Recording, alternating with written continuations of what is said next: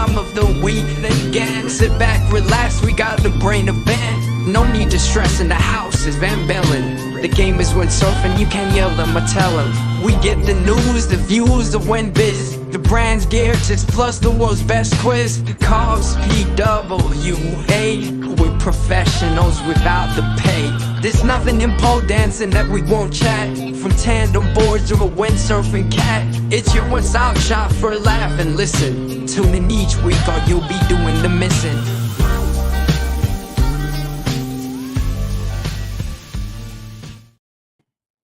Good evening, everybody.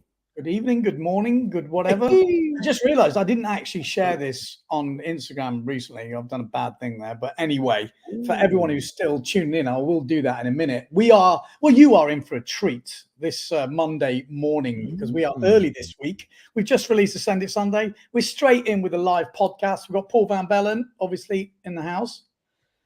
Hello, everybody. Yep, thanks for having me back, Ben, and not kicking me out. Thin ice, mate. Thin ice. But like I said, we have got a bit of a treat today because we have got the #1 ranked wave sailor in the world right now. This guy has won 3 Aloha Classics. I hope that's right, but 3. I look on Wikipedia. His name has got back-to-back as well. There's not many people in the world. I think there might even only be one who's run back-to-back, which is Josh Angulo. Someone told me back in the day. I could be wrong. Morgan maybe knows. So, yeah. Who are we bringing in? It is, of course, Morgan Noireaux. Bring him in. Dun, dun, dun, dun, dun, dun. What's up, guys? How we doing, man? #1 in the world. Good. Yeah, that has a nice ring to it, doesn't it? That's so cool, isn't it? How does it feel, Morgan, to be sitting on top of that throne? It feels pretty funny. Definitely, I don't know if I was necessarily expecting it after Chile. I mean, I already had a pretty good ranking, but I think there was quite a few people who did well in Japan who could have done really well here as well. But no, it feels good. It's the first time it's ever happened to me. I've never been first in the world at any point in time, so that's very cool. That is cool, man. That's awesome, man. Let's get some basics here. How old are you? I'm 29. 29. Live in Maui? I am living in Maui. Definitely not spending a ton of time there at the moment, but like maybe they're like 5 months out of the year. Okay. But and the rest of the year I'm traveling or wherever. But yeah, I am mostly in Maui still. Okay, so I think what we should do, like we're going to do this podcast, we're definitely going to look back on your history, going to go from when you were younger, how you got into windsurfing, the usual stuff, just get some background, because although you're #1 in the world, you have won the Aloha Classic 3 times, is that correct? 3?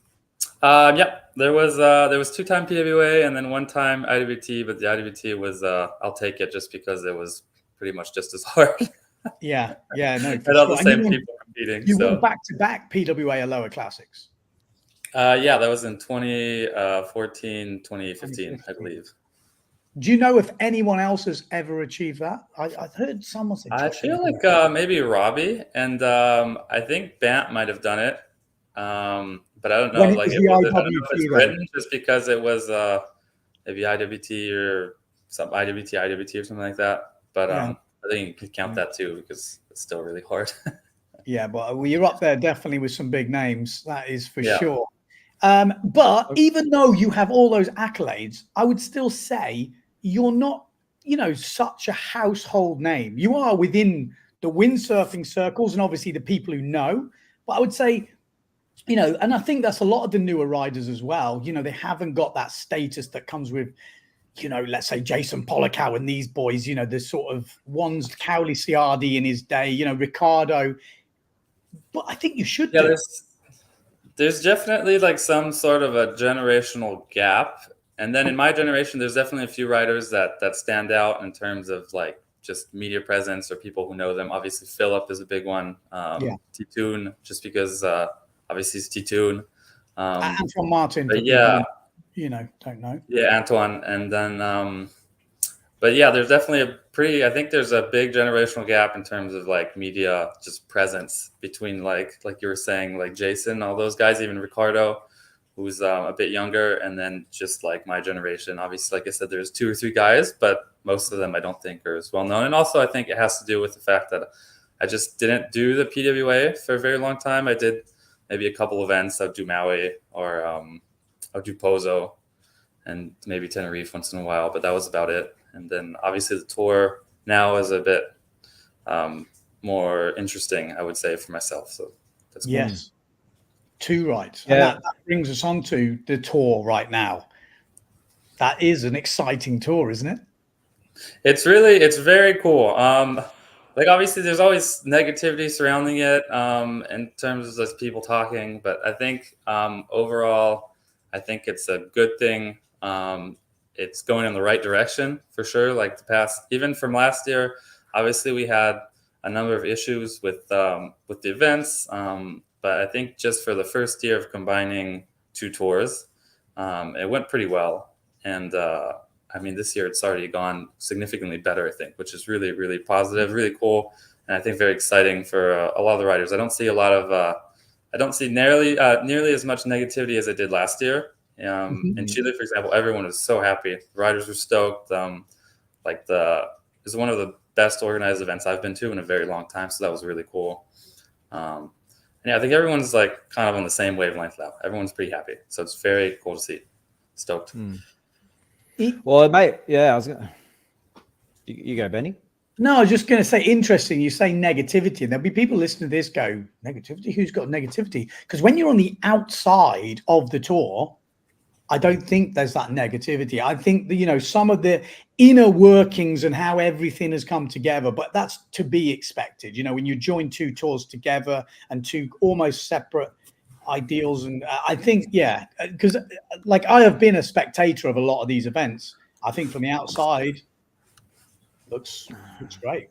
I think you're definitely right. There's like there's more you hear a lot of it more, I think, as a rider than you would do as a spectator. But I think there's been some feedback that's gone out to the general public where it's like not all roses. Not everything's not going great, but it's still, regardless of what people have heard or not heard, I think it's gone a lot better already this year. So I think it'll go a lot smoother this year. And I mean, I think they had to iron out a lot of things that they still need to figure out. And like just some things with points, for example, stuff like that. Just maybe things that don't sound as complicated, but then you actually need to deal with them. So it's good. I think it's super great. And then I think we have a tour that's very varied. We have a lot of variety in all the events. We have a lot of different conditions. So I think anyone, it's good, obviously, if you're the best all-around sailor, like if you're Brazino, for example, I mean, you can have a great shot at winning the title. But I do think it allows people who, I think for a long time was really obviously very like side on shore, port tack oriented. So I think there's different people that can do better now, which I think is very cool. Yeah. Like you said before, you couldn't not have a good result in Pozo. You had to have a good result in Pozo or Tenerife. You know, it was literally impossible. If you messed up that event, you were not going to win a world title. Whereas now there is definitely other events there for the taking, as you already proven.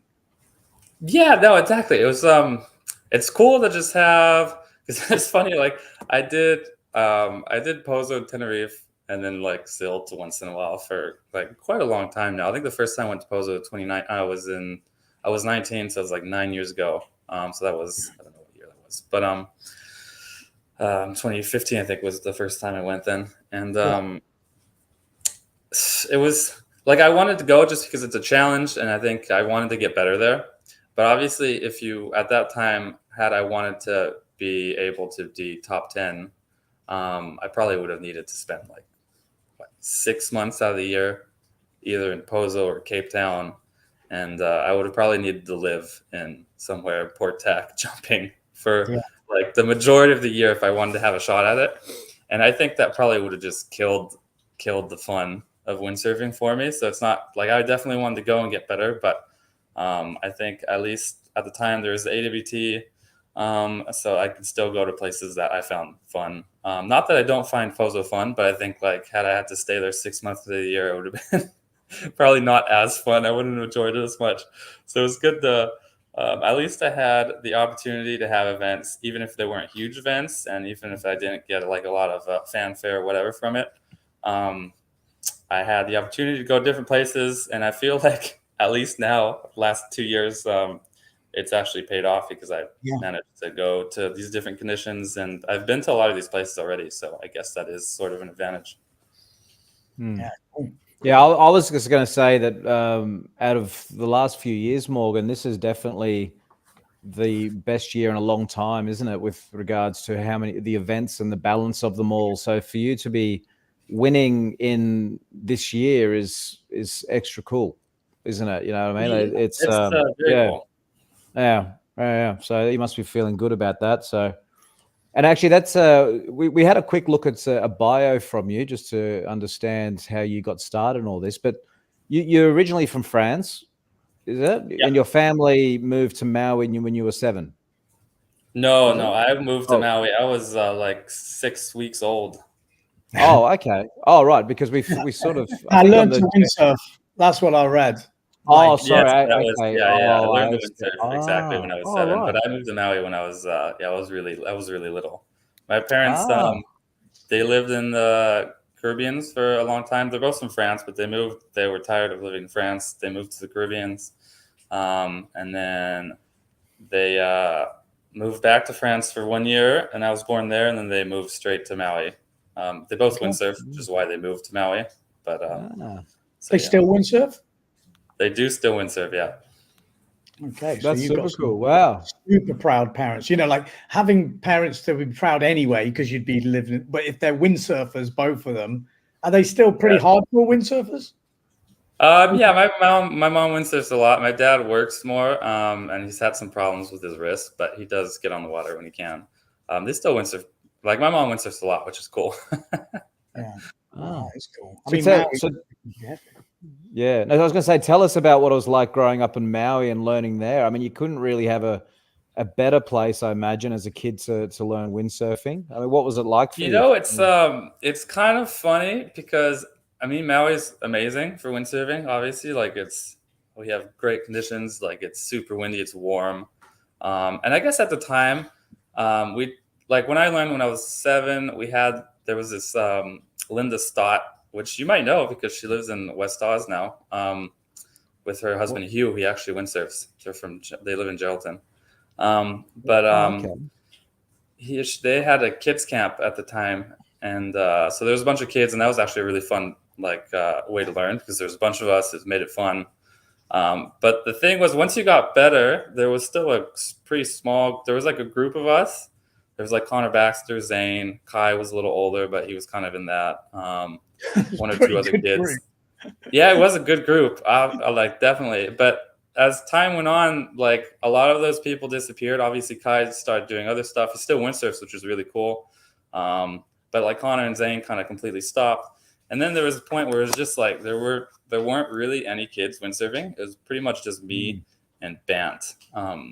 So that was, I think, a bit strange because like if you surfed, you were going to have a ton of friends that were surfing. But if you windsurfed, you were pretty much like the only one windsurfing. So that was kind of, I think it's the same problem now. I think it was the same with like Jake with the Shadowese. There just aren't a lot of kids that windsurf. They're just like mostly surf. So you definitely found yourself kind of like alone, which is not a huge deal because windsurfing you're kind of like doing on your own anyway. But there was definitely like if you were surfing, there was a lot more kids surfing than windsurfing. But outside of that aspect of not having too many kids, obviously, like there's not a better place to learn to windsurf. It's so much, it's so nice. Do you think that's like you said, someone had the kids club? Well, sorry, my brain's already gone with the name, but is that what started it? If that kids club hadn't have been there, would it? I think it helped a lot of those kids get started, and I think if it was still there would probably be more. It would probably be more kids windsurfing. Absolutely, it definitely helped. 100% helped.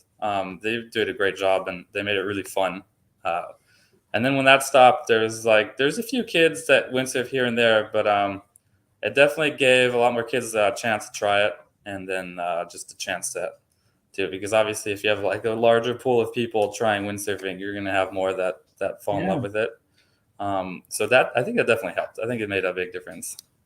Yeah, that's just listening to you and seeing it here, and I see that exact thing. If there's a kids club, it's amazing how much difference it makes. Like without it, it's like it changes the whole future of, you know, with a small sport. You actually listen to the names. You know, I'm listening to you go Zane, Connor, you know, Kai, Burn. You're like, well, pretty much half of that kids club, or I don't know who extra there was in there, who drifted off. But you know, you could imagine the names that you just read out have all been top in the world at some point, whether it was be supping in the end or it's crazy.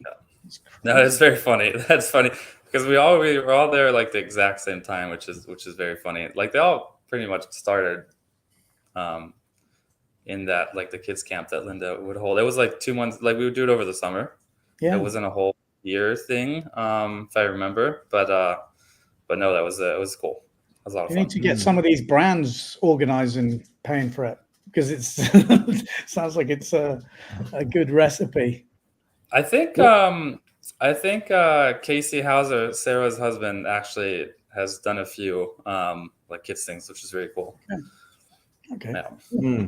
But Ben and I are both the same age. We're 46, so we kind of you know, it's almost a bit of a different generation in a way. But I grew up watching all these videos from Maui from the 80s and 90s, and you just see these images of packed beaches and Hukipa just packed out, and you know, it was a real epicenter for windsurfing. So when you were growing up there, obviously that whole era kind of was morphed into what it is now. But was there much of a sense for you growing up of what had come before and what it is now? Because obviously it's almost like two different worlds, isn't it? It's in a way. It's actually funny you say that, because I was thinking about that the other day. So when I first got like my very first sponsor was Tiga. Manu Bouvet got me my sponsor, and then he got me, I think, Neil Pride pretty much at the same time. And so I started doing the photo shoots, because I was like, they needed a little kid for whatever their gear. So I started doing that, and then I switched to JP soon after. And the JP photo what shoot, year was I this? did that. What this year was like 2011, I want to say, something around there. Oh, I am old. Jesus. Yeah, 2011. Maybe a bit earlier. Let's see. Tiga was still going, 2011, was it? Okay. Maybe it might have been, Tiga was probably a little earlier than that. Maybe 2008 was Tiga, and I'm thinking JP was probably in between 2009, 2011, something around there. Yeah. But once I got on the JP team, the photo shoots were still actually really big when we compare to now, which is very funny, because obviously even already back in like whatever year that was, 2009, 2010, I got it. So I started the JP shoots like right before the recession, I want to say. So there was still the very last gasp of when there was money in the sport. I think Kauli still had his the last big contract. Yeah. So so that was kind of amusing. Who was on the team? Just give us an idea. There were so many people. Yeah, because I remember being there. Because the Neil Pride JP Wave team now is like, we're three of us, right? Yeah. And back in that time, man, we were doing photo shoots with like 25 people. It was ridiculous. Yeah. They rented a house on the beach for 2 weeks. But they did that for a long time too. Like, there wasn't that long ago that JP had like a 2-week photo shoot, and they had the house on the beach, which is very funny to like think about it, because already back in that time, people were like, oh, there's no more money in the sport. And I'm like, dude, you should see like 10 years from now what it's going to look like. But no, so it was cool I didn't necessarily get to see what it was back. Obviously it was in the 80s or whatever, but I did see like a little bit, like I had a glimpse of what it was probably more like back in the day with those photo shoots, which was, I think, very cool, because I was a kid. There was like Kauli doing the photo shoot, Jason doing the photo shoot. I think there was maybe the very last year Julien Taboulet was with JP, was it made in maybe the first year I was doing and then there was 50. Man, we had so many. We had like Anshan was still doing the freestyle. There was I mean, I don't know. We've had so many photo shoots over the year. I'm finally melding all the years together. But it was very funny because there was a ton of us doing photo shoots, so that was pretty funny. Baptiste was the guy that got me onto JP. So doing the photo shoots with him, so that's really funny. But yeah, I was talking to someone about that the other day. I was like, it's kind of cool that I got to do that because the photo shoots now are not the same as what they were even 10 years ago. Which is actually there's a comment here. There's a few comments on the side, but I'll just bring this one up because it's relevant to what we're saying. But Penarbled, it says, do you think we've hit bottom, or do you think it would shrink even lower? You know, and this is specifically say Maui. You know, what's the sense over there with things? Yeah, Maui is a bit hard. I mean, we're pretty low on Maui. I mean, I guess people probably thought 10 years ago that it was rock bottom, but I mean, I don't know how much further it can go. Like, it's not like there's that many rental shops or windsurf shops there anymore. Like, but you know, I mean, the ones that are left, like Goya, is not going to disappear. They're not going to leave their spot right now. So I mean, it could potentially get worse, but honestly, I think like winging probably took some people away from windsurfing and kiting, but in the long run, I think it's probably a positive thing, just because more surfers have actually started winging, as opposed to like there's more surfers that have started winging than surfers that have started windsurfing or kiting, I think, at any point in time. So I think that has helped open people's minds on Maui about like wind sports as like in general, because I think people in Maui were super close-minded about any sort of wind sport. So now there's I see kids that are like really good surfers that know how to wing, and there's some that actually know how to windsurf too. So there's definitely, I think, winging in that sense has probably helped windsurfing on Maui a little bit, because it's like I don't think you can call windsurfers kooks if you're winging. You know what I mean? Yeah, and also you got Lenny, who's doing a great job. And Kai is a huge part of that. Like he has definitely opened some people's minds to wind sports and making windsurfing look cool, or winging look cool, or kiting look cool to surfers who would normally just be like, "This sucks, get out of the water." What's it like for you on Maui? You know, dealing with the surfing community. You know, when you're out there. I mean, obviously, you know, I see images of yourself amongst others ripping at Hoakipa. Yeah. And I sort of look at it. Yeah. And so what's it actually like? Because, you know, anyone who doesn't know much about the sport surely would look at you and think, oh, these guys are shredding, doing, you know, pretty crazy things. However, I'm getting the sense that a lot, you know, as you said, with the surfing community, it's a bit closed-minded, or what? You know, what's it like? It's honestly, it's pretty mellow, just because we have so many days of wind a year. So it's hard for us to complain. I think if I was a surfer now, I'd be very depressed. Like, we've had like 4 months of like 40 knots every day. I haven't been there, obviously, but I think it's just been windy nonstop. It sucks for surfing right now. Wow. So I mean, there's years where it's like more or less of a problem. There's sometimes, like, obviously in Ho'okipa we have like the 10-man rule, which is if there's more than 10 servers, we can't go windsurfing. So there's a few days where that goes in effect during the winter. Usually at the beginning of the year when we first, like, not the beginning of the year, but beginning of the winter when we first start getting swells and people haven't surfed in a while. But overall, I think it's gotten a lot better. Like the young guys that are really good at surfing now are a lot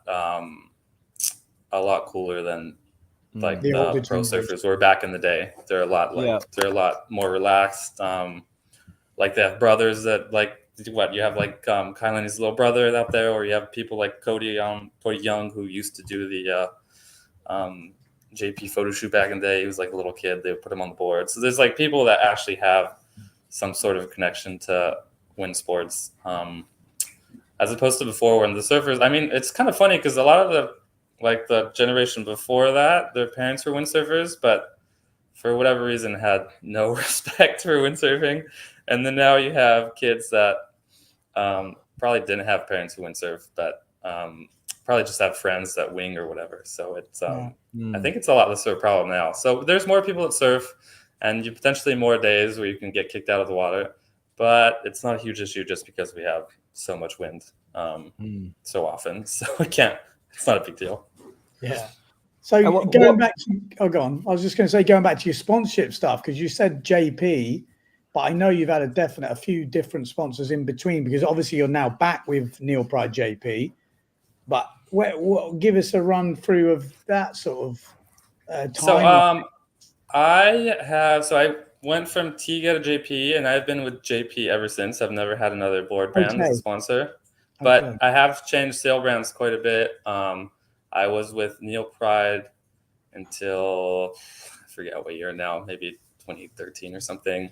Yeah. And I remember they were giving me, it was like basically during the recession that they didn't have much. They lost a lot of money, so they were just like cutting people. Not that they were giving me much at the time anyway. I was a little kid, but then they wanted me to pay for my gear, so I left, and I forget who did I go to. I went Hot Sails or no North. Yeah, I think I went with North for 1 year, and then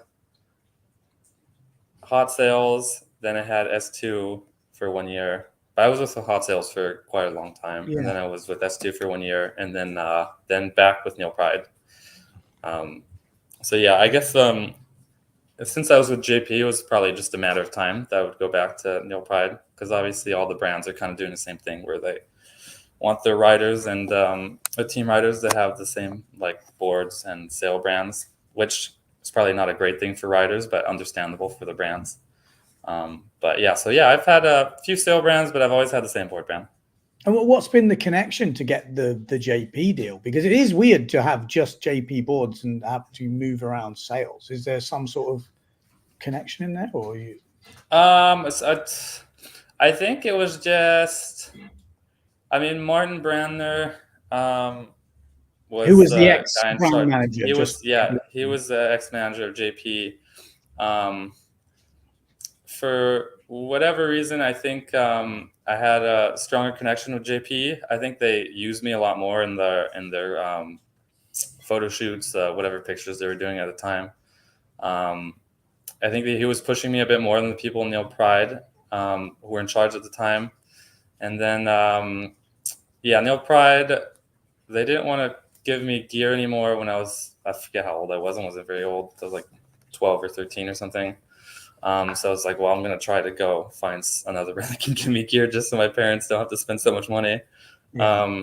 But JP still wanted to give me boards and stuff. So I just stayed with them, and that was little, so it wasn't a huge deal.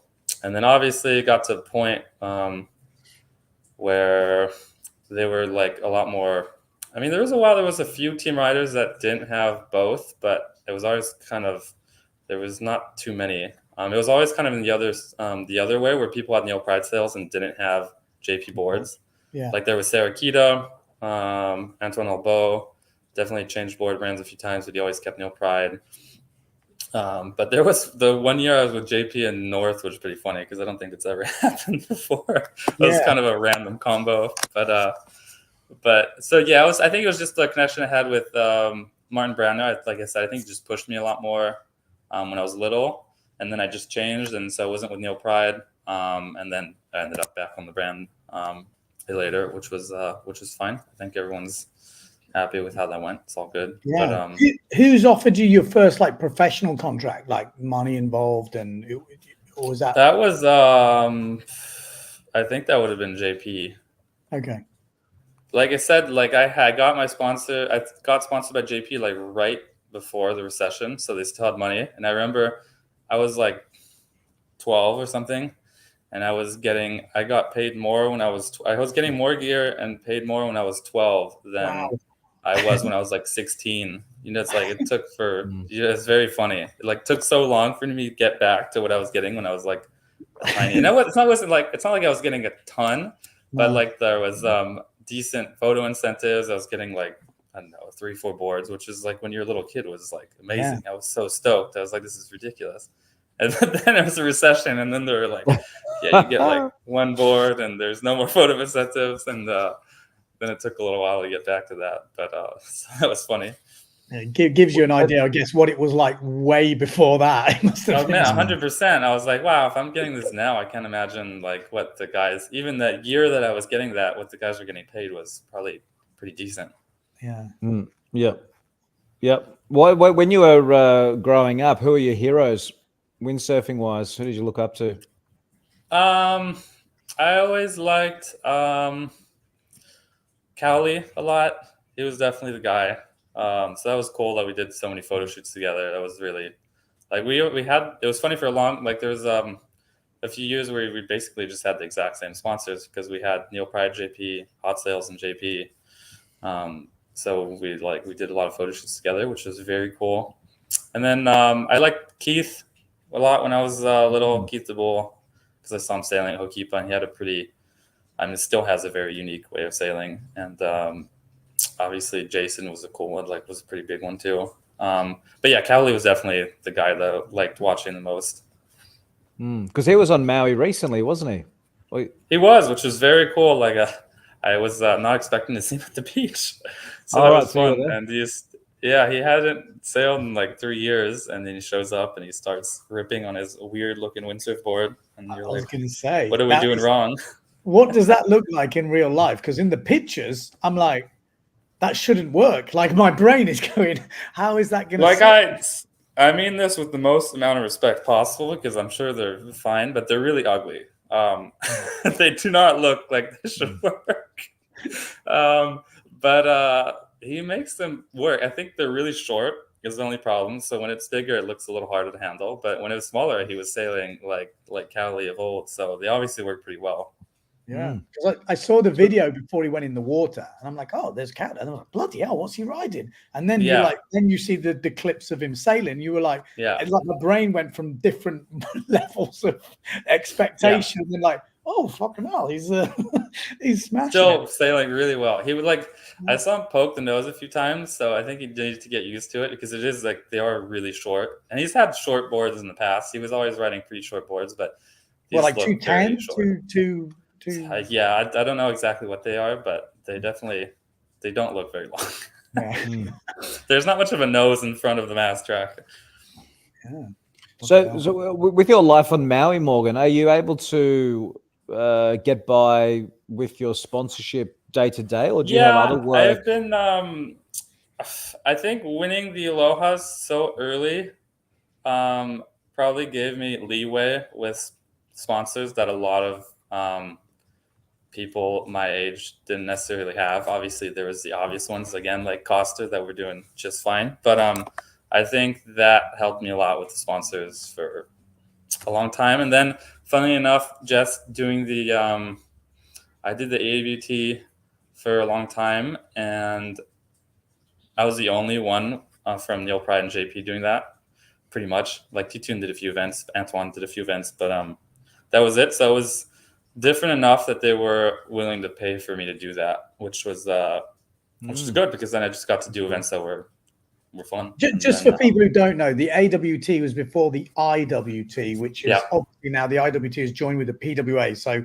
the Chile event, the Japanese event, there's Peru, there was California, there was quite a few on the AWT. There were, over the years it changed, but we had there was Oregon, there was California. Originally it was just a US tour, because it was AWT, American Windsurfing Tour. Which is a big deal when you look at the size of America. Everyone goes, oh, it is. It's freaking massive. It is massive. Surprisingly few spots, I would say, but it is pretty big. But we had, there was Oregon, California, we had North Carolina, which that was an iffy one, but we got to sail a few times. And then there was Maui, Baja, and then it branched off. And then there was we had Peru. We came to Chile a few times, but I think at that point it might have been IWT. But IWT, Peru was definitely part of it, and then I think that was it before it became IWT. But so that was cool, and I guess it was worth it was worth it for the sponsors, even if it didn't like get a ton of media, but it was probably worth having a rider win even like a bunch of smaller events than to have just another rider like being whatever 17th. So so that was, I was lucky enough to do that for a pretty long time. Obviously I would have probably like competing in more PWA events. I think I definitely enjoy the competition aspect a lot more, just because it is so much more competitive than what we had on the AWT. Because we were like, there weren't too many of us. But at the same time, like there were so few events on the PWA too that it was like not so interesting. So it was cool at the time that I got to do that. Yeah, I mean, we had a similar situation in the UK where we had like 4 like really good venues. Like the UK sometimes doesn't get the credit it is, but you got Ireland, Scotland, you know, Cornwall. And I used to love doing those events. They were like, you know, the PWA was like you say, it's like the World Cup. It's got the riders and whatever. But in terms of sailing different venues, and when I looked at the AWT when you guys were doing it, I was thinking that looks like a fun tour. You know, like it was really fun. It was definitely super fun. It was fun.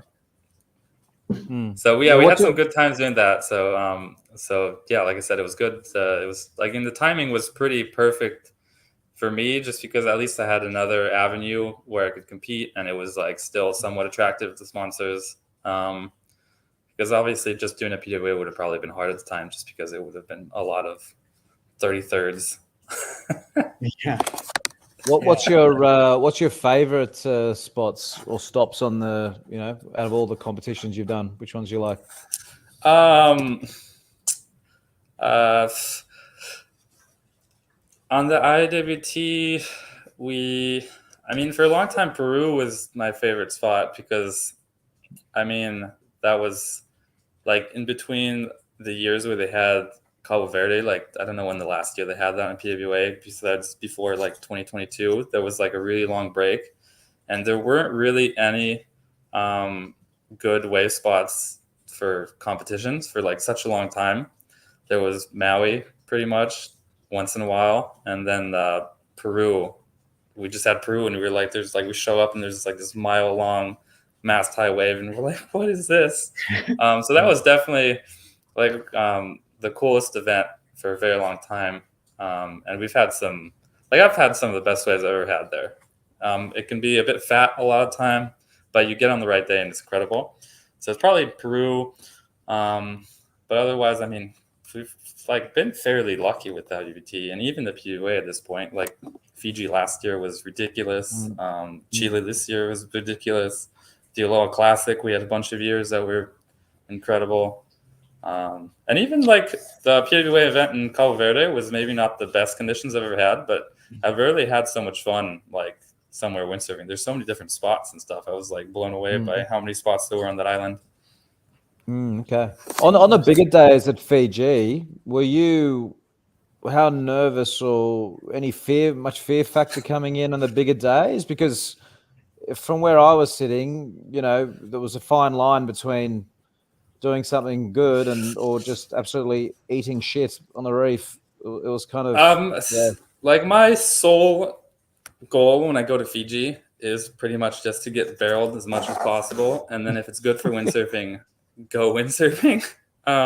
So I'd surfed a lot at that point. I don't get barreled all that often. We have fun waves on Maui, but I don't get barreled much. So I was like, I am just so happy to go surf cloud break, because that's like the best wave I've ever seen in my life. And then we just go, and then when it's windsurfing, it's amazing. So I spent a lot, like every moment that there's a wave out there, I'm pretty much on the water.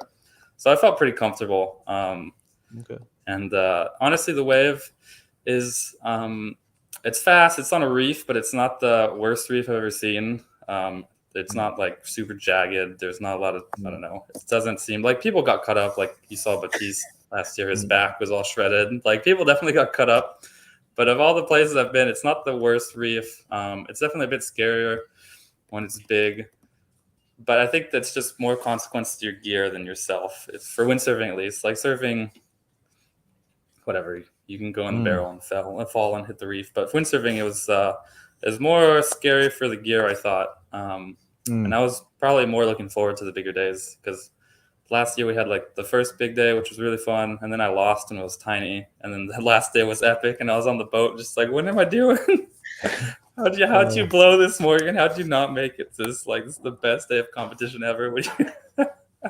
Are you a regular surfer or goofy? I am goofy too, so it's just stuff of dreams. Yeah, well, which way do you? I mean, obviously you've grown up on Maui, you live on Maui, you've rode starboard tack waves forever, but that's more a regular surf. So if you're goofy, because I was thinking that when you went to Peru, I saw you stayed on and you did some quite good training there from what I could see.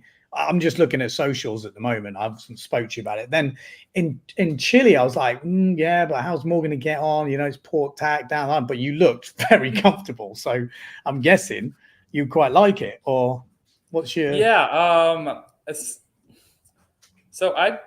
For port tack, it's kind of funny. Like on Maui, you have Kona days, obviously, but they don't happen very often. This last winter was the most amount of Kona days I've ever seen. But most years we have like 3 days, 5 days. Like there's years we have no days of Kona wind. So until I was 19, that was pretty much the extent of my port tack sailing. And then the same year, I think I went to Peru and I went to Pozo. But I definitely learned a lot faster. I got a lot better at side off than I did in Pozo. Yeah.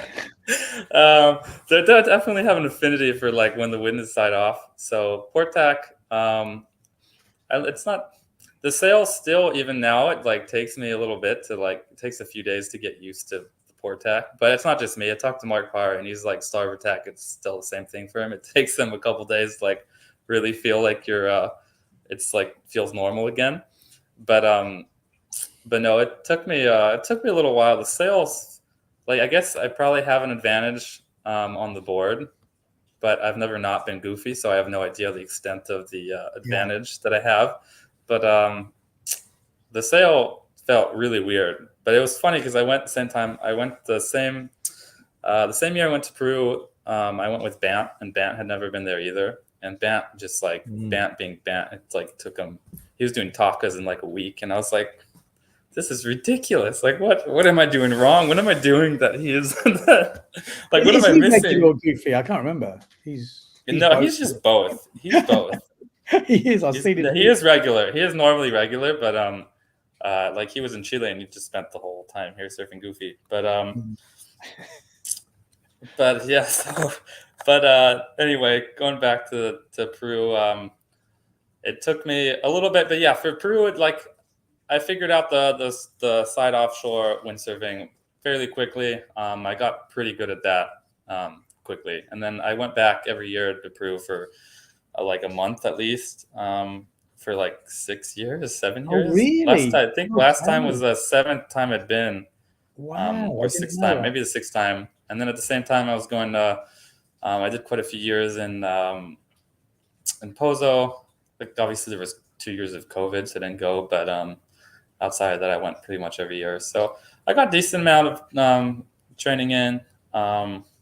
But the jumping has taken me forever. Like, obviously, if I could go back and start my career somewhat differently, I would go to Pozo when I was like 12, and that would help me a lot.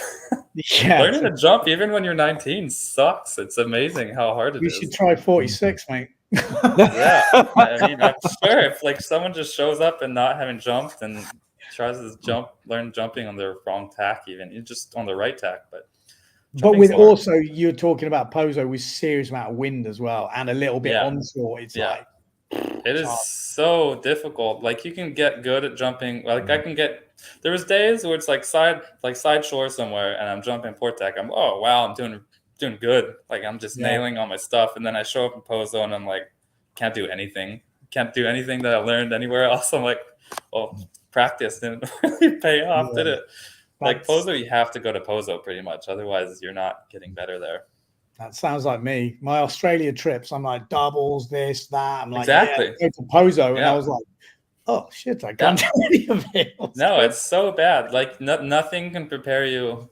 I mean, I guess there's like, if you live in Europe, maybe you sail storms enough that you're somewhat used to sailing like completely overpowered in a 3.0 or 3.3. But on Maui, we never get storms. where you're on even on a 3.7. It doesn't happen. So like going to Pozo and ending up on a 3.3 overpowered, you're like, I don't even know how to sail on this.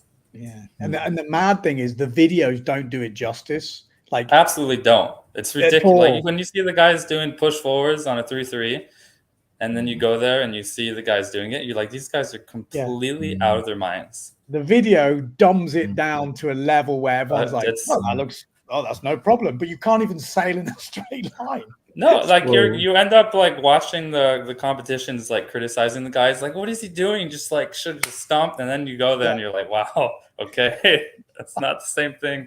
So yeah, it's definitely like a slap in the face when you go there and then it's that windy. But it's another aspect of windsurfing, and a lot of people do sail in really strong winds, so it's fun to challenge myself. And like I'm never gonna be the best in the world at that type of stuff, but I do think it helps my sailing in a lot of other aspects too. So that's cool. I think it's fun. It's a good challenge.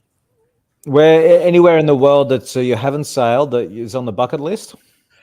There's quite a lot. I've been to Australia, but I didn't go to Noireaux, so I'd like to do that. I haven't been to Indo for windsurfing, so there's definitely some places I'd like to go there. I'm sure there's a ton of spots there.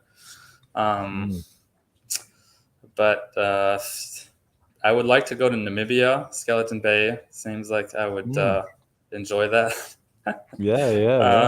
There's a pretty long list. There's a lot of places in the Caribbean that I haven't been that would be fun. Like, I don't know, just places on a boat, I think.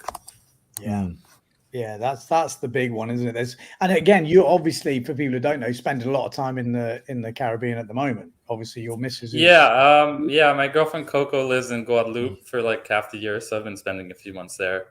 So yeah, it's cool. It's definitely not the same island and lifestyle that you have in Hawaii. So it's cool. Like they all have, I know not everyone has sailboats, but obviously it's a lot better of a place to have a sailboat in the Caribbean than on Maui. Maui, you just don't know. It seemed like an awful place to have a sailboat. Yeah. What's life like in Guadeloupe? It's not a place that I certainly don't hear much about living in Australia, but what's it like there? So it's French, but obviously there's a very strong like local population. So they have a pretty strong culture, and I think they've managed to hold on to their culture a lot more than the Hawaiians have in Hawaii. So it's a lot less, doesn't necessarily feel like you're in France as much as you feel like you're in the US when you're in Hawaii, which I think is cool.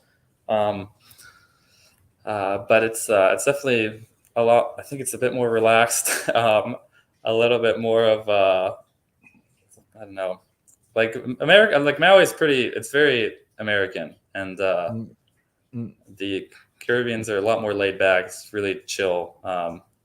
Things are a lot slower to get done, which can be a good thing and a bad thing. But no, I like going there a lot. And the windsurfing is it's like you sail a lot, but it's really light gear. It's like it's really light wind, big gear, and you have to want to windsurf a lot there. But if you're motivated and you have the right stuff, you can sail a lot. So that's fun. And it's reef breaks? Yeah, it's pretty much all reef breaks. And the spots, so they have like a few like pretty friendly spots. But I was showing up there like, oh, I'm from Hawaii. This is going to be fine. That the reefs there are like the gnarliest I've ever seen. They're way worse than anywhere else I've been. Like I completely understand why Kami and Titu and Coco are just so fine with going on the rocks when you've been there. Yeah. Okay. Yeah, right. Because I've seen some of the clips of you guys out there, and it looks like some sick setups. There's some very fun spots. Yeah, they have like, they have a few spots. I mean, I think the coolest part is you can sail like port tack and starboard tack within like a 25-minute drive of each other, which is it's not everywhere you can do that. Like on Maui, you can sail both, but it's hard work. Like we have the jumping spot we go with Brisinho, and that's like, man, that's such a mission to go and jump there. As in Guadeloupe, you just drive like 25 minutes, and then you go from the port tack spot to the starboard tack spot, which I think is pretty cool. But yeah, they have some like spots that are near the island, and then the best spots you have to take a boat and go. But definitely worth doing that. How often? Yeah. So I was going to say, is it a bit of an underrated sort of a spot, Guadeloupe? I mean, how often can you go wave sailing? Or is it? I think underrated is probably not the right word. Just because it is lighter. It's light when, like, I'm on my 5.3, 5.0, and my biggest board, which is not that big, but it's like I have my 88 liter board, and like on 5.0, 5.3, and there's days I can be on a bigger board, so it's really light. But I mean, when it gets good, it's really good. It's a lot of time it's like pretty light, kind of side on shore wind. So it's a lot of fun. It's sunny. The water is super warm.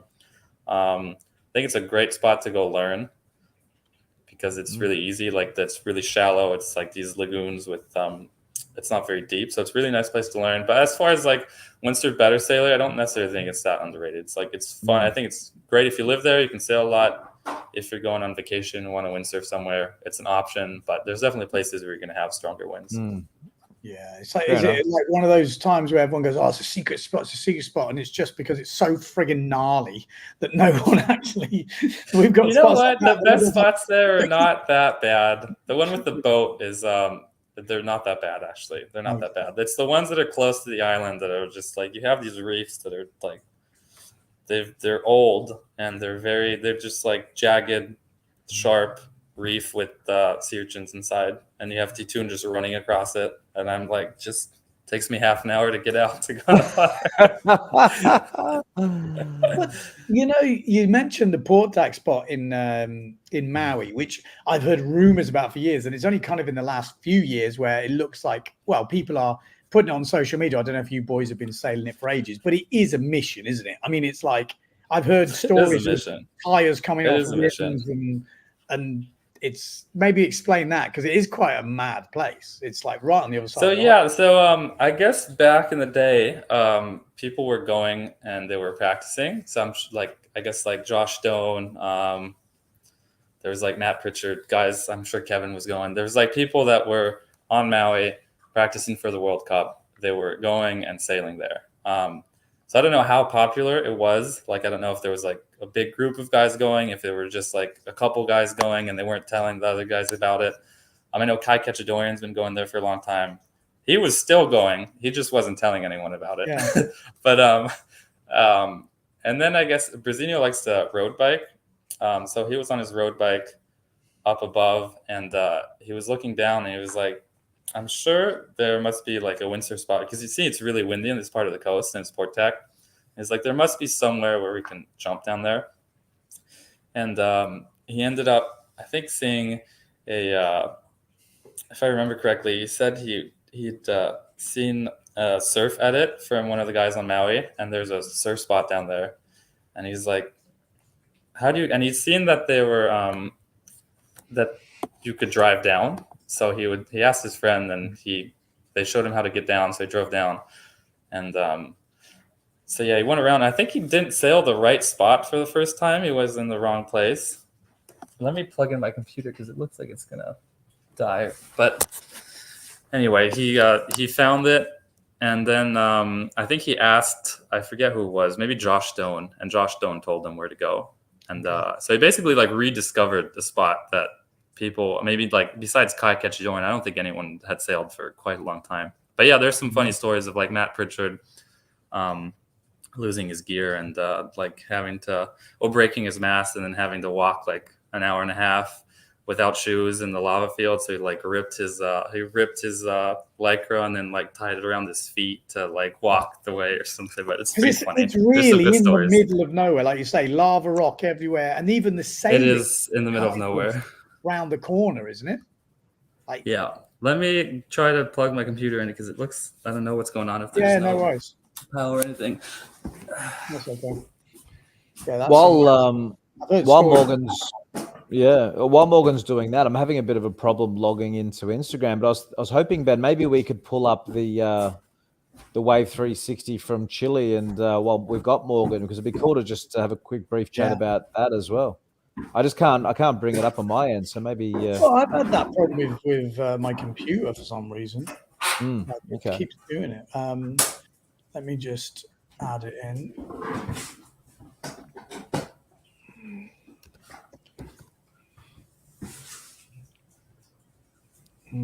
Getting there slowly. If anyone's got any questions, feel free. We'll have a look through in a minute, but I love this podcast. It's great, isn't it? So random. Okay. Sorry, I think I might have to move for whatever reason. The power is like out. I don't know if the power is completely out, but I will move. No, otherwise I'm going to disappear. You're still in Chile, right? I am in Chile. Yeah, I just went back to the hotel where they were doing the event just to get some better internet. But okay. My power's out. Well, I've got it, but it's not got the commentary on it.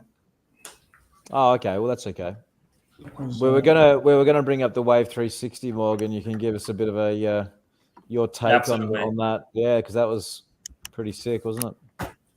It was. I was pretty. Let me try to figure this out because otherwise my computer's just gonna die. That's all right. No, you work. Yeah, you figure out. No stress. We'll just go through this. So for people who don't know, obviously Morgan Noireaux, #1 in the world, and fresh from a second place in Chile, and after a good, obviously, result in Japan as well. That's what he's #1 in the world. But this was the maneuver of the competition for me, and I think pretty much everyone out there watching. It got me to shout out off the sofa watching this. And we're going to definitely ask Morgan about this because there's a big claim at the end of it. And there has been a few questions asked whether afterwards he regretted the claim. But we might even lose Morgan anyway because he said the power's going out. It could be he's got a full power outage. Well, yeah, that'll be a shame to What's lose the him. difference when you do a live podcast versus a recorded one? So, have you ever done a Wave 360 remotely, anything like that before, Ben? I don't want to blow my own trumpet, but I've had a couple of that is particularly good. There's a still picture which I absolutely love, and it's basically from this position. It's like a shaka position, like it's fully up over the top. I mean, he gets so much projection on that. It's pretty sick. It's pretty sick. Would I have been shocked if he'd have done that on starboard tack? Probably not as much. But on port tack, like he said, that's not really his way, even though he is goofy, which for people who don't know, so when we talk about port and starboard tack, you always gauge on the way out. So if you're sailing out and your right hand is at the front of the boom, that's starboard tack. If you're sailing out, sort of jumping or going out to sea, and your left hand is at the front, that's port tack. So although in this video, he's actually riding starboard tack because his right hand's at the front, it's a port tack spot. And that can be super confusing because people go, oh, it's starboard tack. And you're like, yeah, but he's riding on the port tack, or whatever. So just to clarify that before I get any questions. But Morgan says he's goofy, which means he surfs with his right foot forward. Left foot back, which means riding port tack, which is starboard tack. It means it should be his natural way to ride the board. And where he's used to sailing, which is Maui, is the opposite way. But because he's rode there for so long, it's kind of similar to me. My favorite tack to sail is port tack, which is Cape Town, which is where I used to sail back in the UK, which is Australia. All port tack. But you end up riding the wrong way around. Like I end up riding goofy, which actually when I go to Maui or starboard tack here in Portugal, I'm riding my proper way because I'm a regular foot surfer, which means your left foot's at the front. I think windsurfing is probably the only sport you actually change your stance, there and back. So you ride out regular and you ride back goofy. Whether you're riding a wave or not, you're actually switching feet all the way around. I don't know if there's many sports that actually happens. Most people either ride, sort of like toe side one way, or I don't know what the actual switch or whatever they call it. It looks like we're doing. Whoa. Hello, I'm back. Wow, that's pretty loud. There's a pretty loud background noise there, Morgan. Let's see if I can go somewhere else, but I don't know if I'm Or going to maybe be able even to point find the somewhere. speaker away, point the mic away. It might just be that it's. Is there anything that... Is it still super loud? Well, we Actually, can hear all the orders in the kitchen. Yeah, that's the problem, isn't it? Because for whatever reason, where I had power, it died. Let me see if I can find somewhere else. That's actually a bit better now, I think. Okay. Yeah. Yeah. We'll see what we can do. Yeah. I actually just pushed a button in the settings that it says you can cancel background noise. That seems to do the job. Okay, perfect. Thank you. All right. So we were just talking. It's pretty loud. It's actually pretty loud, Morgan. There's a bit of talking in the background. There's nowhere else you can go? I hadn't found the perfect spot for the reason the power's out. Well, this is the beauty of a live podcast. We can get the orders from the bar. It's like someone's having a coffee. Huh? Let me try to figure it out. I'll be back in 2 minutes. Okay, yeah, no worries. Good. So, yeah, sorry, you were just saying, Benny, starboard port. No, I think I'm there. Like I said, it does get confusing, especially if you're not a wave sailor. I mean, you're probably going around your head. But no, I was trying to think of a sport where you actually switch your feet. Like snowboarding, for example. Your feet are on one way and you go down either toe side or heel side or whatever. Wakeboarding is the same. Skateboarding is it the same? I don't really understand how it works. But, that's what someone was saying. You don't actually switch your feet and go that way. Am I wrong? No, for sure. I'm wrong. No. Yeah, someone told me that once. I'd never really thought about it. It's like the windsurfing when you do the reverse, like when we were actually doing a push loop and then into a forward. There wasn't many. At one point, there was no sports in the world where that actually happened. Although maybe now I see some BMXer the other day do something kind of similar. They've gone like turbo weird on what they're doing. This move from Morgan, what did it? Do you remember what the score was for that? It wave? wasn't a 10 exactly. So let's set the scene before Morgan comes back. I think, because we can get you guys at home to comment. If anyone watched the Chile live stream, this is the 360 that got him through the semifinals and into the final. It absolutely pinged the thing, really like perfect.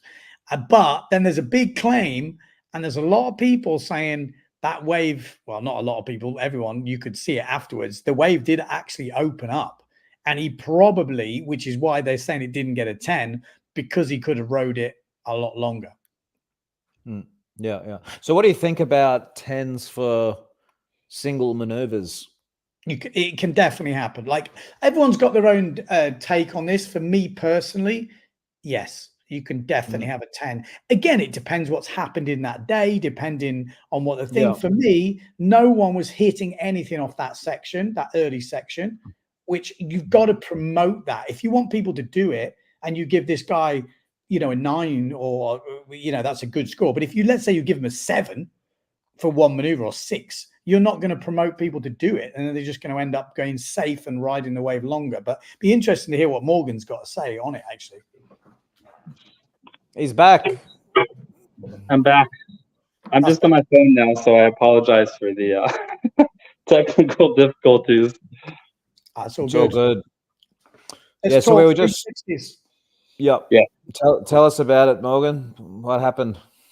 So the 360 is it's kind of a funny story. I haven't, I do a lot of, maybe not as upside down, but I can do those types of 360s really well on starboard tack. For whatever reason, just if I have a good deep pocket, I seem to have pretty good timing for it. But on port tack, I had never done a 360 like that until a week prior. And I think I can count the amount of port tack 360s I've done in down the line conditions on one hand. I've done quite a few in Pozo, but in down the line, I think I've done like I said, can probably count them in one hand. I've done maybe 5. But I ended up doing a pretty good one on a similar section the week before the competition, and I kind of kept that that feeling in the back of my head because it went so well that I was shocked because I hadn't tried one before in Matanzas like that. And so I kind of kept that in the back of my head. And I ended up starting this heat. And this was my first wave of the heat. And I ended up going down the line. And I remember just seeing the bowl. And I think it was pretty much just instinct at that point. I kind of remembered the 360 I didn't done the week prior. And it was a very similar bowl. It wasn't, it was a little bigger, obviously. But so yeah, I just went for it. And I ended up landing it. So I was very surprised. It was a very tough heat too. Like it was against Camille, who I think in those conditions was the favorite. And then Brazinho is obviously the current world champion. I don't think anything we can say anything more about Brazinho. He's just the man. But I knew I had to have a really good heat, and I did not want to lose in the semis. So I just pretty much gave it all I had. But yeah, I landed that, and I claimed it probably way too hard, but in the moment there was like pure emotion. And then I remember like I put my hand down and I was like, well crap, this wave is still going, like I probably could have done something. But at that point it was too late. Like I did some like really shitty little check turn after. And I was like, well, I'm sure at least I got a pretty good score. But I do remember like I put my hand down, I was like, well, damn, I could have probably just kept going. But anyway, you can see though it's so perfect, you know, and like I was saying earlier, no one was doing maneuvers off that section. It's quite interesting because we did a big podcast with Mark Perret, and he was saying when he was there, this section was really fun for stunts, and he was surprised. I think he said it before seats, and he was surprised no one was doing anything. He's definitely right. But on this day, it was. I don't think the video does that section, not necessarily this 360 in particular, but just that section of Wave Justice, because that section is so hollow. It's really actually hard to do much on it. I think the best move, like Mark was saying, I think the best move for that section is definitely a 360, because I think it's quite hard to do anything else just because of how hollow it is. It just like sucks off the sand there.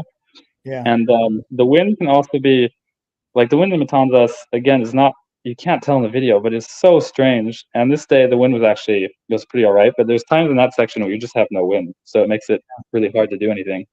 But I got pretty lucky where there was wind. And I mean, on this particular day, it was wind and everything kind of just lined up. But to be fair to everyone else, that's like a really, really tough section to do much on. You can do an air. And it's quite easy to just eat crap because there's no wind, and it just gets super hollow. And there's like I said, there's not a whole lot you can do. And you've got to weigh up. Like you obviously, you know, we saw the way the judges were marking. You needed pretty much a longish wave to get some decent scores. That's what it was looking like. So it's like, do you risk it all on that section, or do you get something in the bank? And I like this because it was like, I think it was your first maneuver on the wave, or what, you know, whatever it is. And again, what did you think you scored for it? Did you think it was a 10? Did you think it was 8? Or did you just go, it's going to be a good score? You don't think so? I figured it was like a mid-9. So I think I was pretty spot on with the score originally, because I think they had me to like, Bujima wanted to give it a 9.9. Obviously he wasn't the judge, but he was like the head judge. And I think they were all scored it pretty high at the beginning. And then and he was like, this is the best wave, because he talked to me about it afterwards, and he's like, oh, this is like the best wave of the event. And then apparently Camille, Camille got like a sick wave after.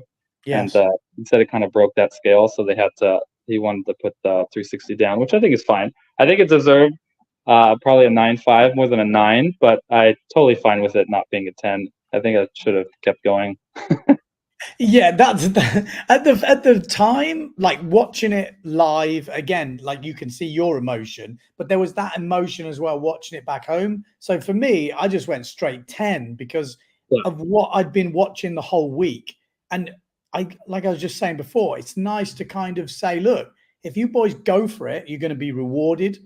And the execution, look at the bloody state of this thing. Yeah, it's like there's a mad shot where you're upside down on top of the rig, just totally clean from the wave. Like I see some still shots. Looks sick. It was I think it's kind of hard. Like it's a pretty hard one for the judges, because it's kind of one of those things where maybe had the wave just closed out afterwards and I couldn't have done anything, they would have been more. It would have been easier for them to give it a 10. And I definitely think as far as like one wave, like just a one maneuver wave, that's like that could have been a 10.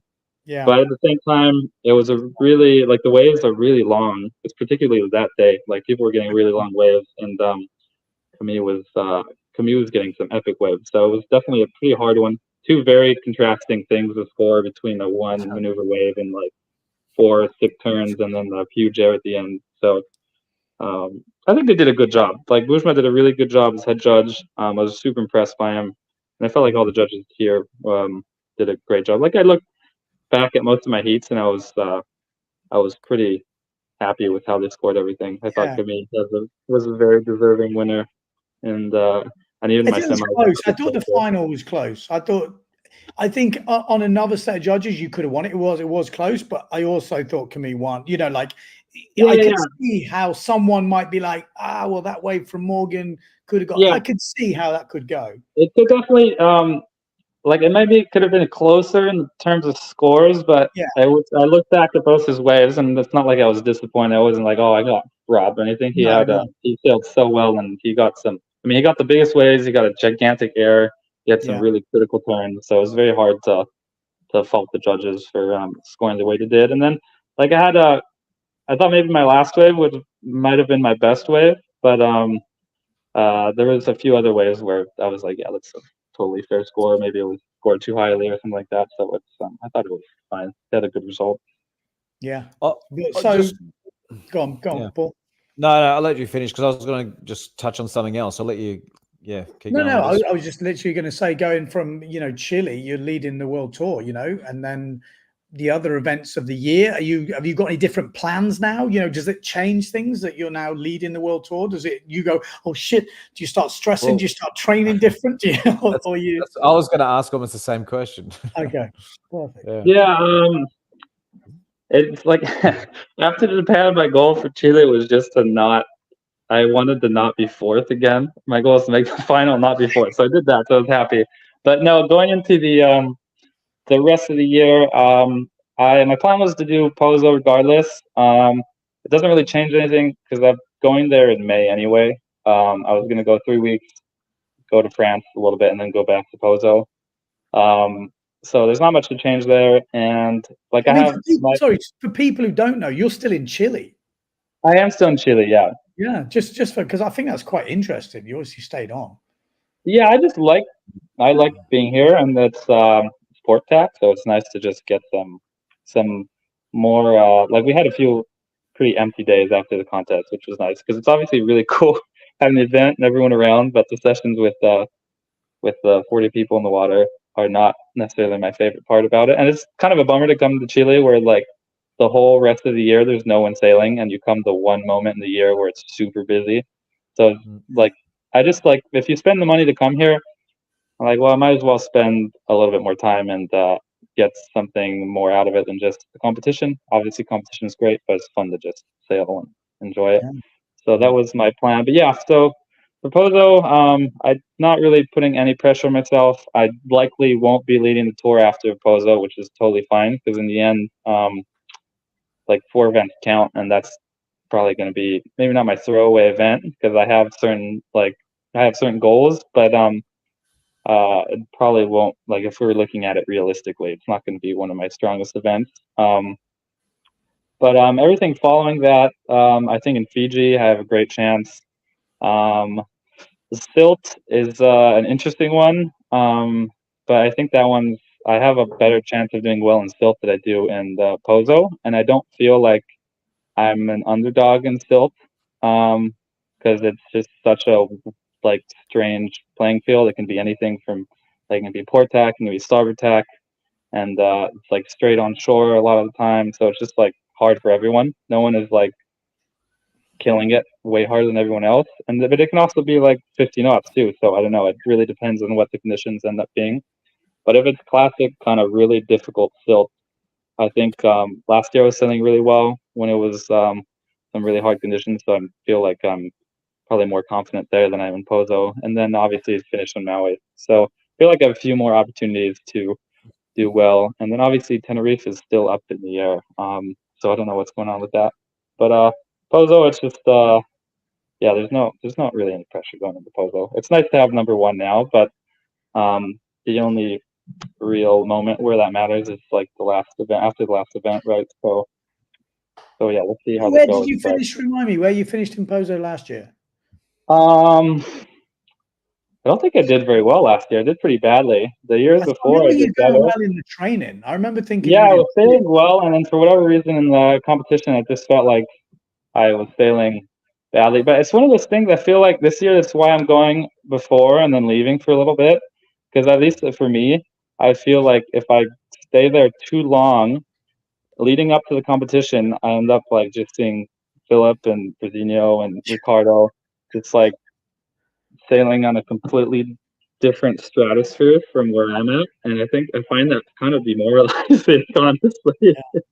So I think it's good to just. I think it'll be good for me to just leave and then come back and maybe have something else on my mind instead of just like training nonstop for 2 months. So I think that might be it might work out better for me just to leave a little bit and come back. So fingers crossed. But I mean, I'm gonna have fun. Maybe I'll do better just because I feel like I don't have any pressure this year going into it because I'm not necessarily looking for results at this point. Like I'm not like, oh, like I don't know, sometimes even a 13th is important at the end of the year, but I think right now because my goal is not to be whatever, it's like to win the world title at this point, so a 13th isn't going to cut it anyway. So realistically I probably need like a top like 7 or something, which in Pozo I think is really, really difficult for me to do. So I'm going into it without too much pressure, just because like the chance that I make it to a result in Pozo that actually matters at the end of the year is pretty slim. So yeah, I don't know. I think it'll just be fun. What are you doing when you were not windsurfing? Have you got like I mean, like I said, I'm guessing you're surfing. You said you're getting barreled and stuff, but do you have anything outside of windsurfing, water sports? Things that I enjoy doing, or just like just to chill out. I just gives you a bit of an idea of. Yeah, I don't know. I find it very difficult to stay like put without doing anything. So I just like doing sports a lot. And on Maui, it just tends to be a lot of water sports, just because that's what happens when you're surrounded by water. But I mean, I definitely surf a lot. The problem with Maui is honestly we end up. I mean, it's like a weird thing to say, but we windsurf too much on Maui. We honestly windsurf too much. Like we can windsurf. We don't train enough, and we windsurf too much. You can talk to Brazino about it because this is an actual problem. It's like we just like absolutely. We spend too much time windsurf. We just like tire ourselves out. We should spend more time in the gym, I think. But so yeah, I have a hard time talking about then. So like I'm guessing it sounds like that's a thing that you boys are actually conscious of. It's like we're 100% conscious of it, but it's really hard at the same time. Like we all really enjoy windsurfing so much that's like if you drive by Hokies, that's good. You're like gonna be like, oh, I'm gonna go to the gym.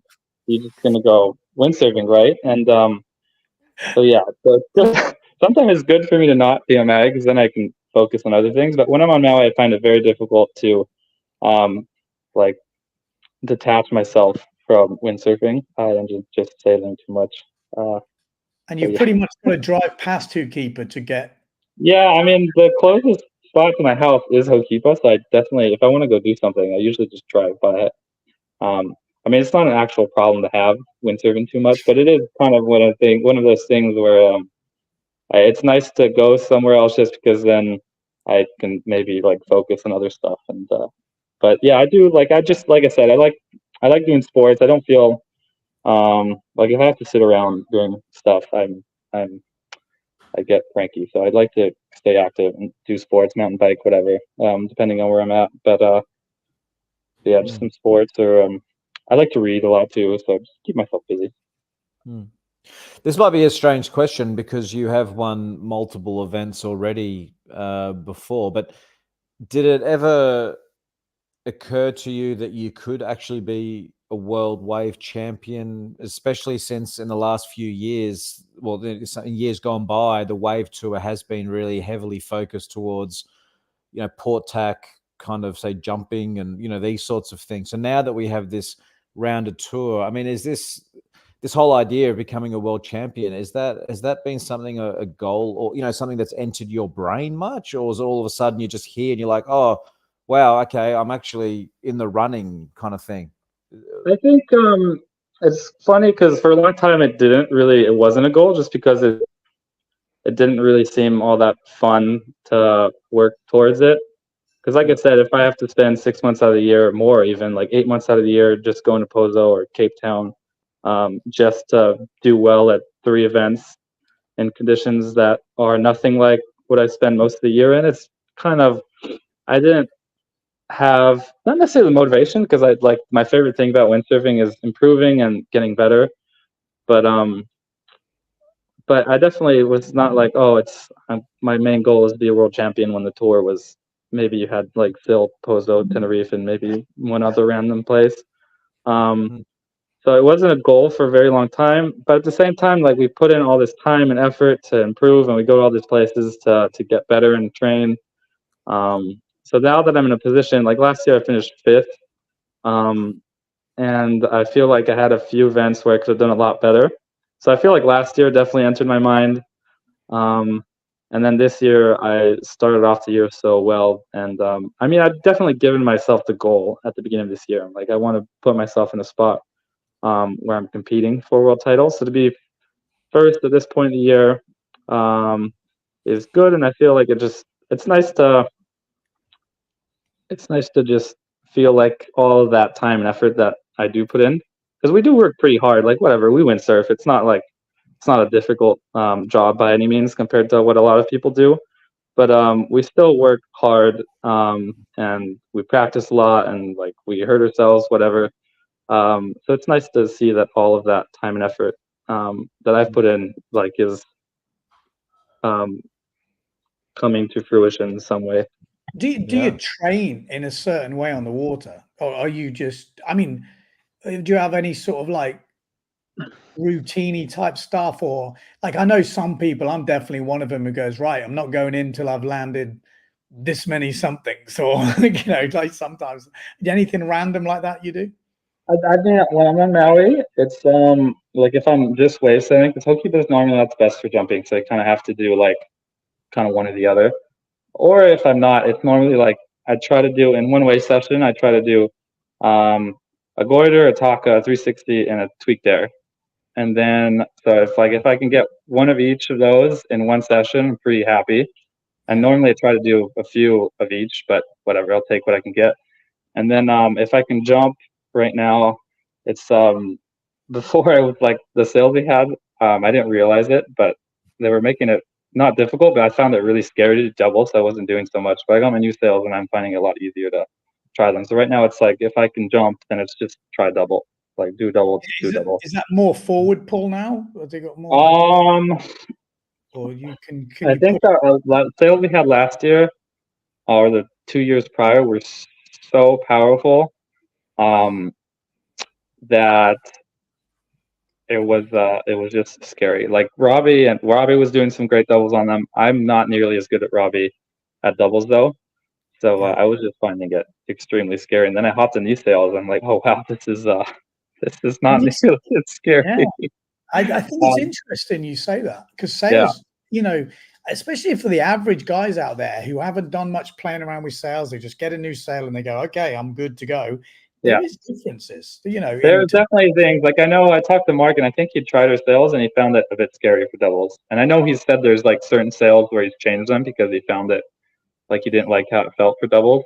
I've never had that issue because I've never been that good at doubles. But it's good. That is good to see. I'm like, I mean, I'm probably a wimp compared to some people, but it's nice to be like, okay, so now that I have a sail that I feel more comfortable on, it's for jumping at least, it's really, it's nice to not be scared anymore. Makes it easier to get better at them.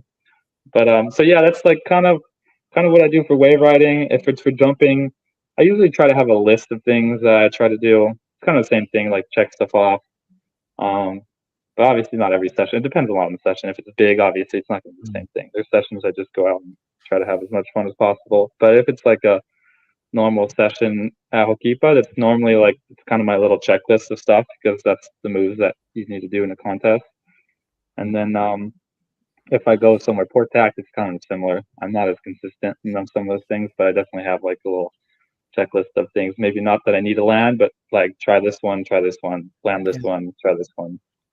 But do you ever train like I remember watching Team MPG, Scott Sanchez, and there was like some stuff with Goya going, making them sending them out like mega overpowered or mega underpowered, or then do this. I don't know. It's quite.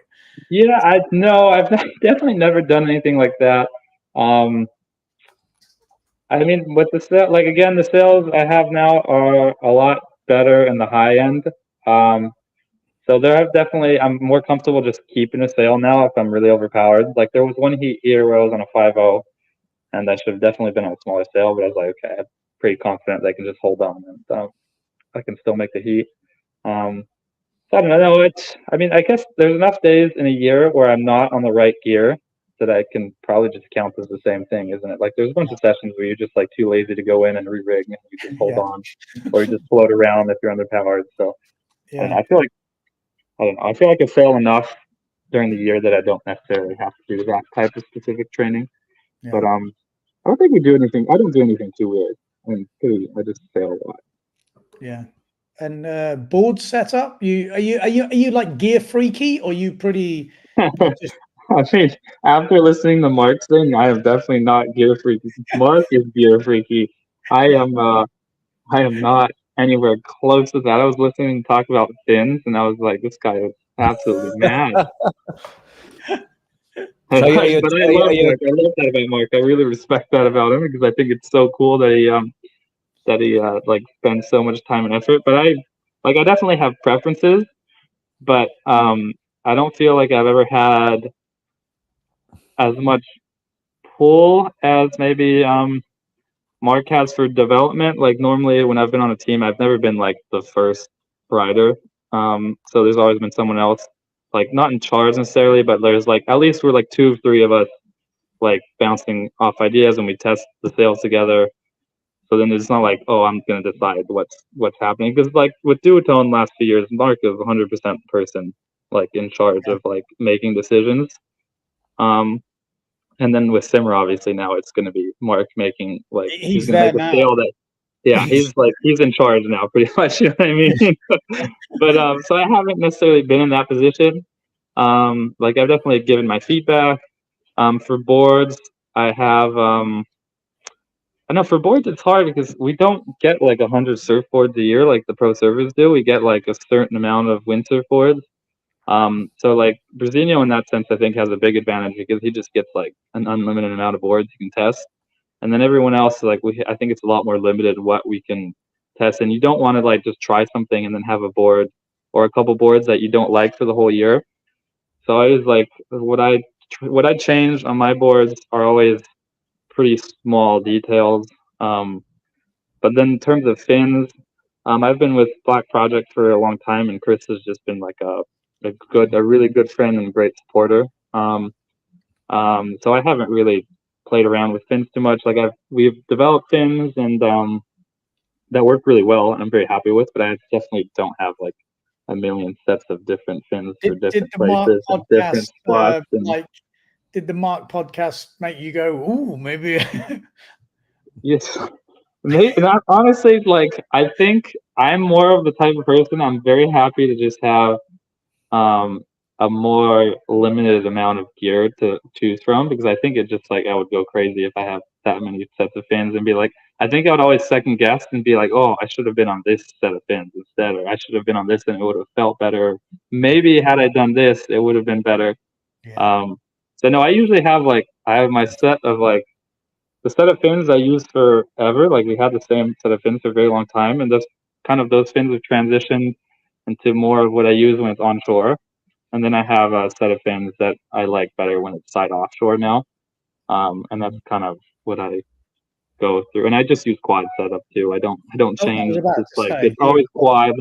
Even in Silt on my huge fat floaty board, onshore board, or with quad, and I feel like the less changes I make, the more comfortable I am going from board to board, because I don't really like having to make drastic changes when I change from gear to gear, like what you have to do in certain events.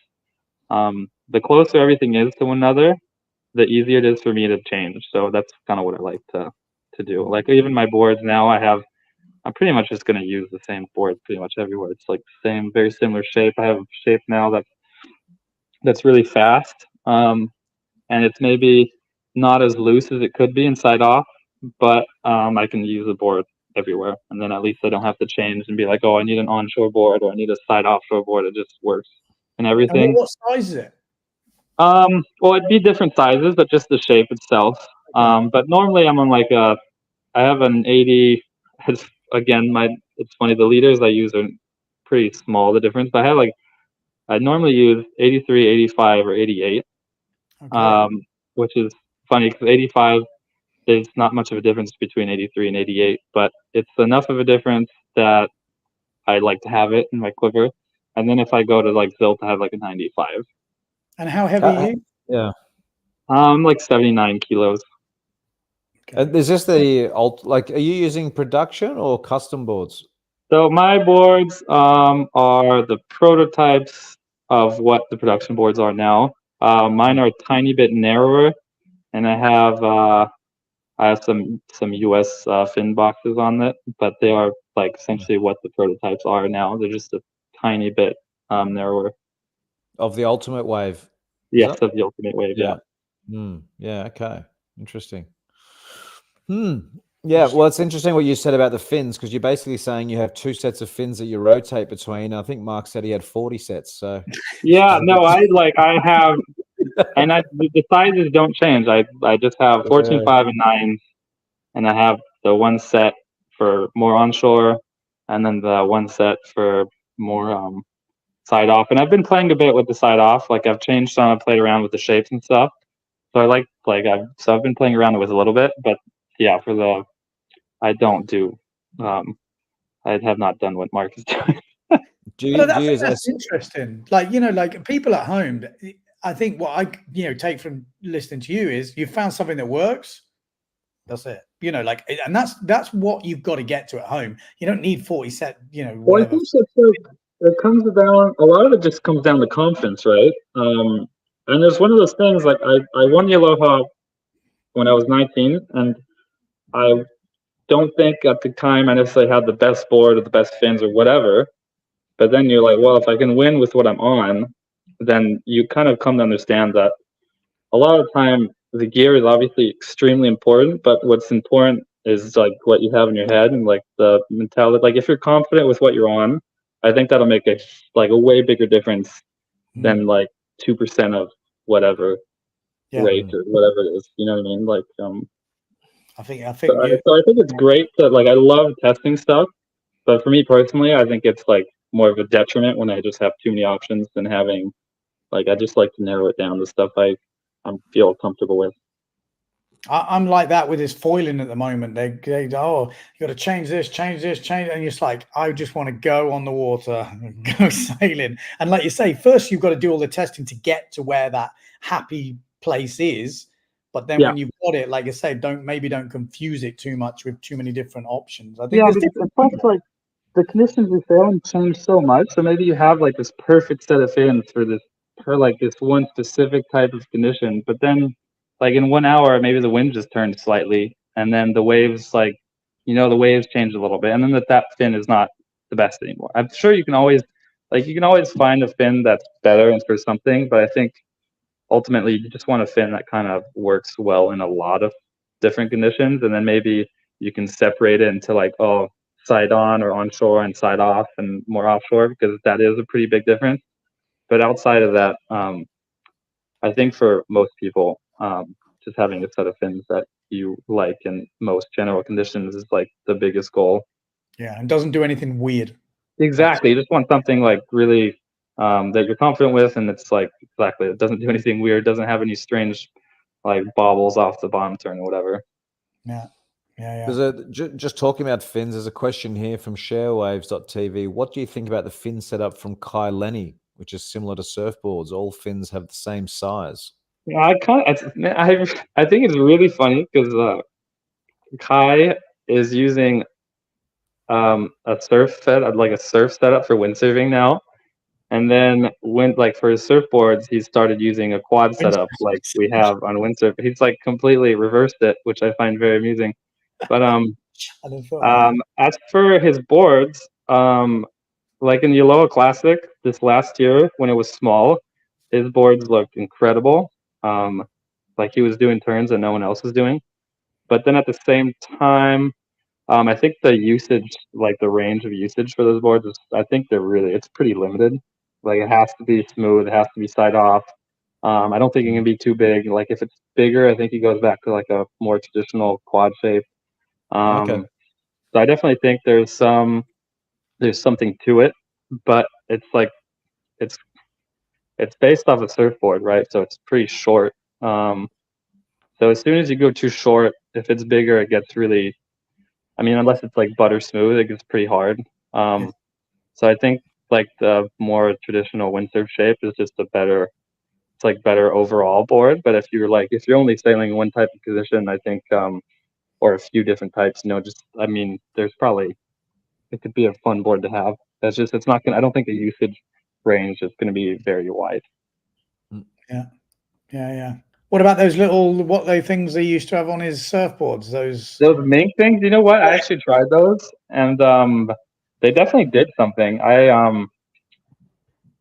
But there's so many of those things where, like you see in surfboards where they all have like some strange gimmick for fins or something, and like it does something, but does it do enough to actually warrant the price or the hassle?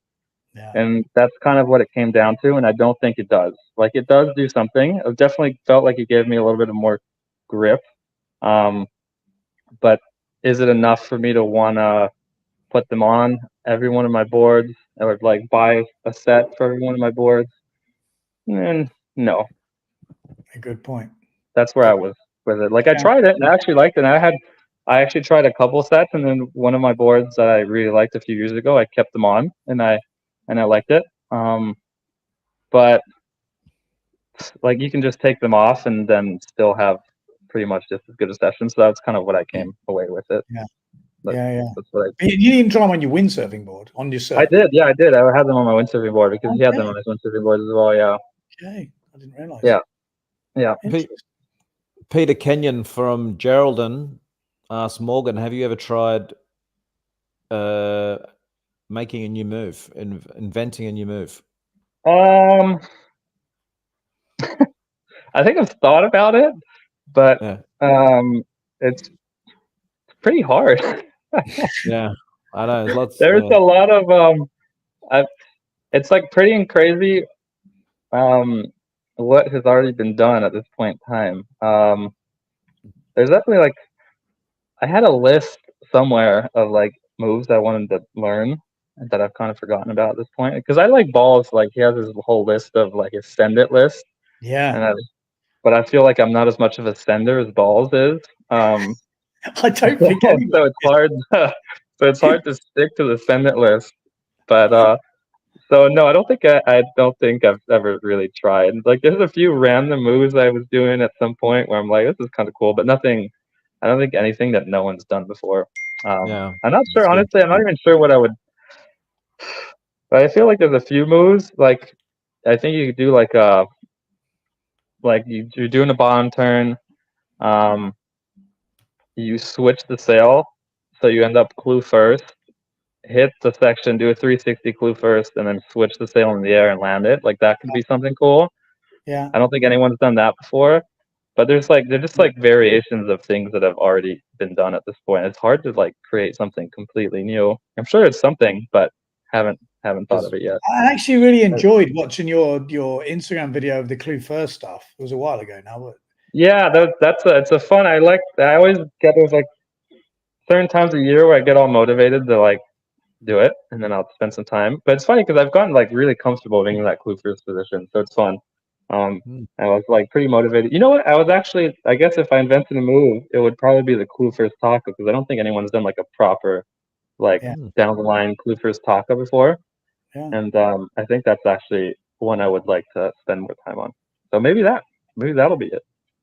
That would be cool because I've seen Traverser do like an air flacker clue first, and you Yeah. get that really crazy cool whip when you get the first when you've Yeah, got it's hard. If he's landed that, then it's already been done. But that's a really it's a no, but tough not on one the to do. wave. I mean, I've seen Oh, him do not it. on the wave. Yeah, exactly. Yeah, it's the like yeah, I do not know how to do a clue first flacco, so that's detrimental to my to my mission. But I have done a pretty good one where I landed out the back, and it felt really good. So I think it's definitely possible. Okay, watch this space. Cool. Watch this space. Well, any questions, Paul? Because we go. Go. Yeah, but before you go, you mentioned you want to go WA. When you think you go to WA? Well, I went there before. I went there in 2019. And I didn't get to go to Geraldton, so I don't know when I want to go to WA. Whenever I have time, I have a friend that lives in Australia I'd like to go visit at some point. So I don't know. It's hard to. We spend so much during the year on all these events, and like, if we have time and money for one other trip, it's hard to choose which one to go on. But yeah. But yeah. I mean, we're lucky enough to go to the places we do go, so I'm not complaining. But it doesn't leave much time for other trips. Your friend that lives here in WA, then easy. Oh, well, there's one at Margie's, but yeah, we make the Margie's event bigger, 5 stars, and then I almost went a few years ago for the IWT, and then for whatever reason it didn't happen. But yeah, I'd like to go back. Australia's awesome. Yeah, cool. Well, we good to see you here. No, thanks so much, Morgan, for your time. It's sometimes it's hard to get everything you probably want to get out of an interview like this, but I think for anyone who doesn't know you or has heard you speak too much, we know a lot more about yourself and where you've come from and where you're at this year. It's pretty exciting, and I think everyone's really excited to see what's going to happen because this wave tour is definitely a lot more exciting this year than it has been in previous years. And I have a question. If you did, let's say you won the world title this year, would this be a French world title or an American world title?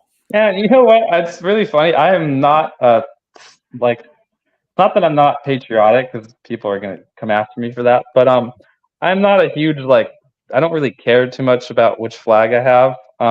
We're going to say I have the Hawaiian flag because I live in Hawaii, so it feels weird for me to not have an American flag. I've never lived in the U.S., so it feels like obviously I'm American. I have an American passport. I also have a French passport. Honestly, maybe I would just have a flag with all the flags on it, just peace and love, all of that. You can't be on the fence. You're going to have to. They're going to be saying, "Oh, he's a French." But it can be I don't know. Whatever's best for my sponsors, maybe. Because in the end, I'm not windsurfing for anyone else but myself. It's a purely selfish pursuit. So we all know how that feels. So I don't know. It can be a Hawaiian world title with how Hawaiian I am. Yeah, your nationality fluid. Exactly. How do you identify? No, I just remember there was this old Japanese guy that had won it was a mixed martial arts tournament, and he showed up with this big flag with all of the flags on it, and I always thought that was so funny. Just it was good, and it said "We are one" on it, and we are all one, and I always thought that was kind of cool. So maybe just show up with one of those. It's true, isn't it?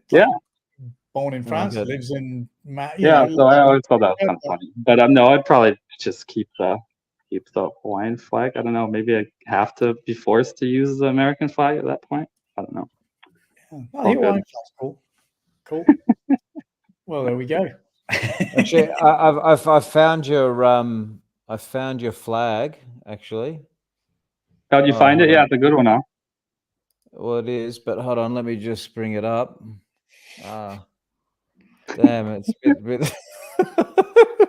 Sorry, bear with me. And he has that look on his face. I always get a bit worried. I don't know. No. You never know with Paul. Oh, here we go. Don't worry, it's not that bad. Where are we? Okay, let me share the screen. I actually just The I looked up. anticipation is built up now. It's going to be an anticlimax, surely. I looked up what the flag of Earth is. Oh, the Earth flag. The international flag of planet Earth, which is apparently what the astronauts put on. Here it is. You ready for it? There it is, mate. That's the planet Earth. I like flag. it. But you know what, Paul? Maybe it's not inclusive enough. Maybe we need to go further, like intergalactical flag or something. Well, we could. We want to include everyone. Well, I've just stuck to this planet for now, but we can go beyond the solar system.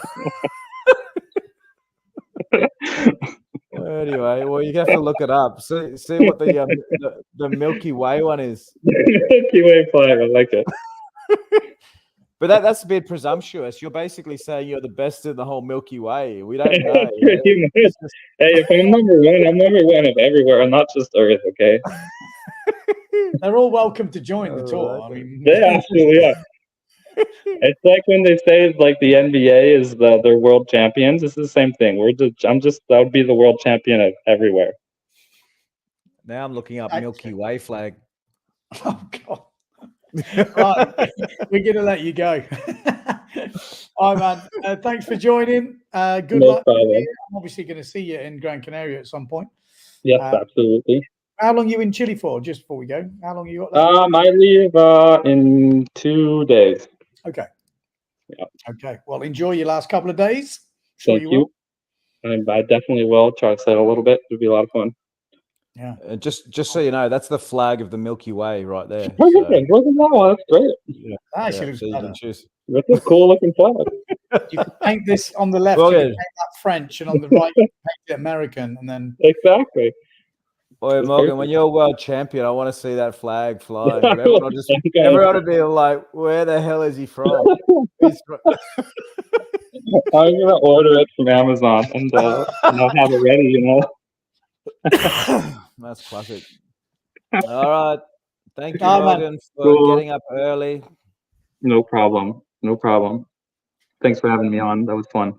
Yeah, pleasure. Right. Next sorry time. for the technical difficulties.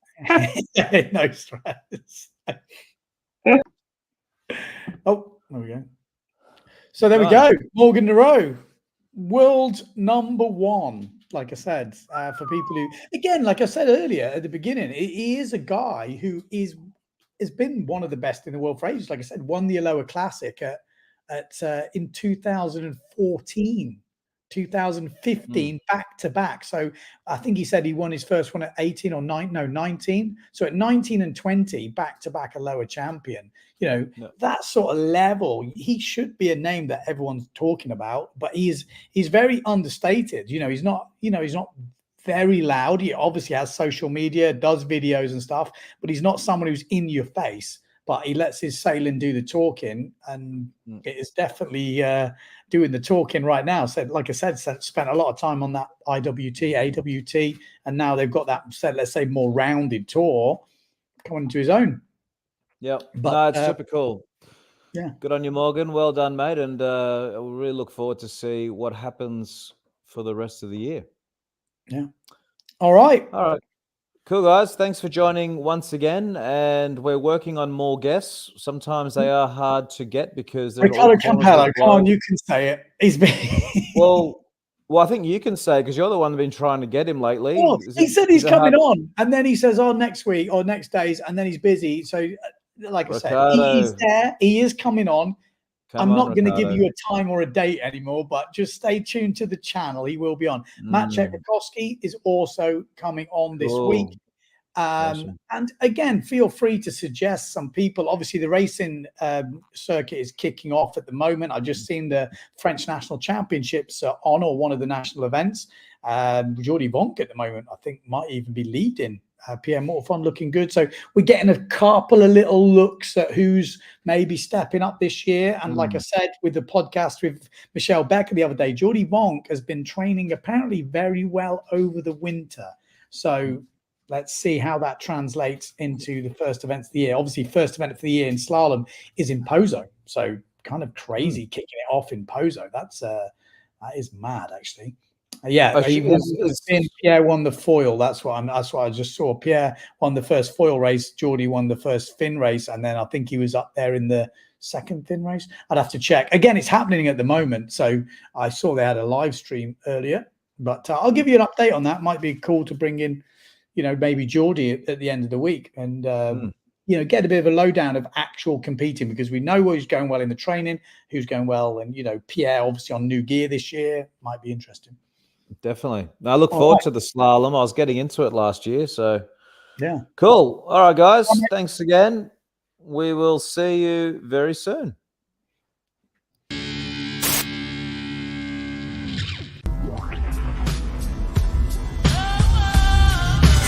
It's that time of the week again. Sit back, relax, we got the brain of band. No need to stress in the house, is Van Bellen. The game is windsurfing, you can't yell them or tell them. We get the news, the views, the win biz. The brand's gear tips plus the world's best quiz. Cars PWA. We're professionals without the pay. There's nothing in pole dancing that we won't chat. From tandem boards to a windsurfing cat. It's your one-stop shop for a laugh and listen. Tune in each week or you'll be doing the missing.